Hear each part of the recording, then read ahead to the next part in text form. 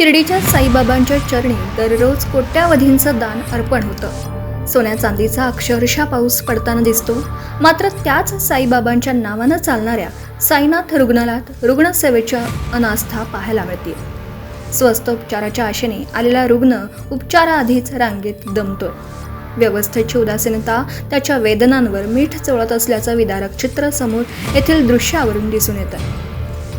राज्यभरातील गोरगरिबांचा आधार असलेलं शिर्डीचं साईनाथ धर्मादाय रुग्णालय आज मात्र रुग्णसेवेपेक्षा रांगांसाठी जास्त ओळखलं जातं.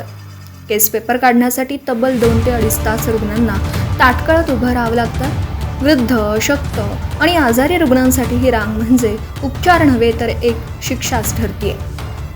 साईबाबा संस्थांच्या वतीनं शिर्डीत 2 धर्मादाय रुग्णालय चालवली जातात. एक साईबाबा सुपर स्पेशालिटी हॉस्पिटल आणि दुसरं द्वारावती धर्मशाळेजवळील साईनाथ रुग्णालय. अत्यल्प दरात उपचार देणारं हे रुग्णालय आज प्रशासनाच्या अपयशाचं जिवंत उदाहरण ठरत असल्याचं बोललं जात आहे. साईनाथ रुग्णालयात तब्बल 300हून अधिक कर्मचारी आणि 50पेक्षा जास्त डॉक्टर्स कार्यरत आहेत. 4 इमारतींमध्ये लहान मोठ्या सर्व आजारांवर उपचार होतात. तरीही प्रत्यक्षात रुग्णसेवा रांगांच्या गरड्यात अडकलेली दिसते. पूर्वी 10 रुपयात मिळणारी वैद्यकीय सेवा आता 50 रुपयांपर्यंत पोहोचली. दुबार तपासणीसाठी 25 रुपये आकारले जातात. तरीही राज्यभरातून हजारो गरजू रुग्ण येथे येतात. कारण एकच, स्वस्त उपचार आणि साईबाबांवरील अढळ श्रद्धा. पण या पवित्र श्रद्धेला आता व्यवस्थेच्या हलगर्जीपणामुळे तडा जातोय का, असा सवाल उपस्थित होतोय. साईबाबांच्या दवाखान्यात गुण पडतो, बाहेर पडवत नाही, स्वस्त उपचार आणि मोफत औषध मिळतात म्हणून लांबून आल्याचं रुग्ण सांगतात. मात्र केस पेपर काढायला 2 तास लागत असतील तर प्रत्यक्षात उपचार कधी होईल, असा सवाल संबंधित रुग्ण विचारतात. माझं नाव भिकचंद रांगनाथ लुटे, कोळगाव थडी. माझा डायबिटीस आहे. मला वळ्या न्यायला आलेलो आहे. 2 तास झाले, अजून अर्धा तास लागणार. काय आता ते गर्दीच उरकाना कसं काय चालले, सरकत चक्कर येऊ राहिले. मामूल काय करणार आता, करायचं काय मग? चक्कर येऊ राहिले, असं हाताला धरून ये पाहिजे. मावाला प्लास्टिक होईल, मी गोळ्या नाही. किती वेळ लागला? आता पण 2-1 तास झाले. काल ना कशाकडे आलेली आहे. 2 तास झाले येऊन. 10 वाजता आलोय बरोबर. आम्ही अजून नंबर नाही लागला. हो, नाशिकहून आलोय. फर्स्ट टाइम आलो इथं. आणि डॉक्टर वगैरे त्यांच्याकडं लहान मुलाचा 9 वर्षाचा मुलगा आहे. त्याचं काल आम्ही हे केलं, आज चेकिंगसाठी जातोय त्यांच्याकडे. किती वेळ लागला? 1 तास पकडा साधारण. वत्सला भाऊसाहेब ढोकसवळे, मी श्रामपूरहून आले. केस पेपरला उभे राहिले. आता 1.5 तास झाला. मला चक्कर येऊन राहिले, शुगर चक्कर यायची, डोळे नेत्रान दिसना. मग आता इतक्या वेळ उभं राहून आम्हाला चक्कर यायला लागले. पेशंट जर गेलं काय करायचं? चक्कर येऊन समजा आता इथं लोखंड आहे, पडले, डोक्याला मार लागला, काय करायचं? साई हॉस्पिटलला आलेले मी. खाली बसून घेतलं? हा, खाली बसून घेतलं. मग त्याला काय वेळ तरी. माझं नाव मीरा रवींद्र सुनेवशी. मी येऊल्याहून आले साई हॉस्पिटलला.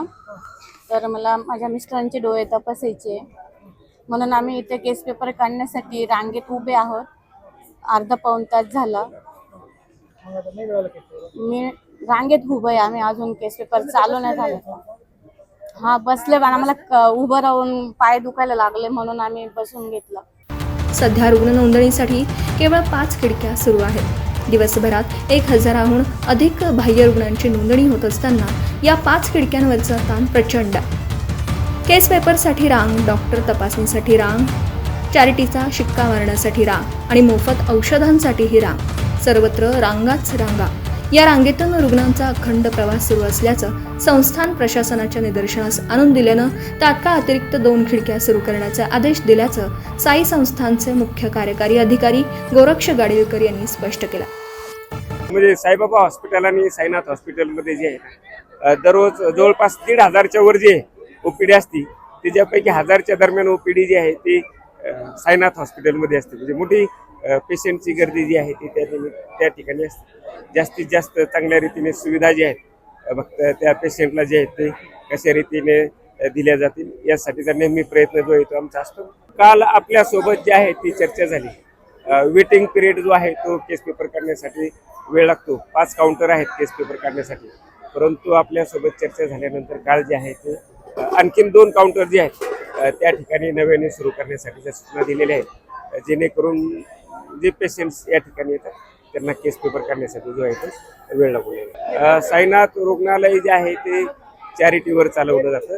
गव्हर्नमेंट स्कीम जे आहे त्या गव्हर्नमेंट स्कीममध्ये, आणि ज्याच्याकडं गव्हर्नमेंट स्कीममध्ये बसत नाही आणि एकदम इकॉनॉमिकल म्हणजे आर्थिकदृष्ट्या कमकुवत आहे, त्याचे फक्त आपण 50 रुपये रजिस्ट्रेशन चार्जेस घेतो आणि या 50 रुपयामध्ये जे आहे त्याची पूर्ण ट्रीटमेंट, म्हणजे त्याचं ऑपरेशन जरी असलं तरी ह्या 50 रुपयामध्ये आपण करतो.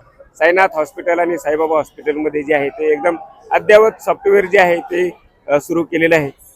त्यासाठी डॉक्टरांना ट्रेनिंग दिलं, जे डाटा एंट्री करणारे ऑपरेटर जे त्यांना ट्रेनिंग दिलं, सर्व नर्सेस जे आहेत, सर्व स्टाफ जो आहे सर्वांना ट्रेनिंग दिलेलं आहे. आणि आता जे आहे ते व्यवस्थितरित्या सुरू झालेले आहे सॉफ्टवेअर जे. त्यामुळे जे आहे ते आपल्याकडे किती पेशंट येतात, त्यांची ट्रीटमेंट जी आहे, त्यावरून डॉक्टरांचे इन्सेंटिव्ह वगैरे जे हे सर्व जे औषध आपण रुग्णांना देतो त्याचं सर्व जे हिशोब जो आहे, हिशोबाने सर्व जे ते सर्व प्रक्रिया जी आहे एकंदरीत सुरळीतपणे सुरू होणार आहे. कोट्यावधींचा आरोग्य निधी असताना पुरेसे प्रशिक्षित कर्मचारी का भरले जात नाहीत? वृद्ध आणि गंभीर रुग्णांसाठी स्वतंत्र व्यवस्था का नाही? हायटेक युगातही रुग्णसेवा अजूनही रांगेतच का? हे प्रश्न आता केवळ रुग्णांचे नाही तर थेट साईबाबा संस्थांच्या व्यवस्थेवरचे आरोप ठरतात.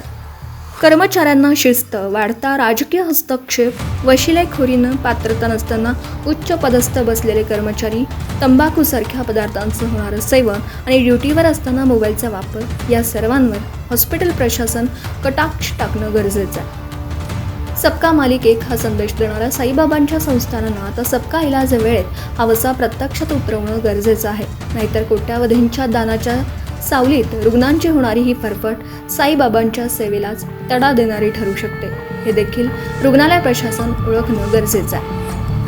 मनीष दवंगे पाटील, SP 24 तास, शिर्डी.